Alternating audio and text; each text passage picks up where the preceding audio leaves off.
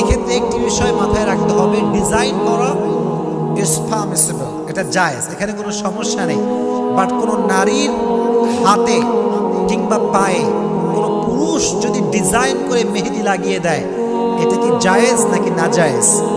না জায়েজ। মনে রাখবেন, হাদিসে এসেছে কোনো নারীর কোনো অঙ্গে কিংবা প্রত্যঙ্গে কোনো পুরুষ যদি টাচ করে, গায়ের মাহরাম পুরুষ, তার ওই জায়গাটা জাহান্নামের জন্য অবধারিত হয়ে যায়। নাউজুবিল্লাহ পড়ো।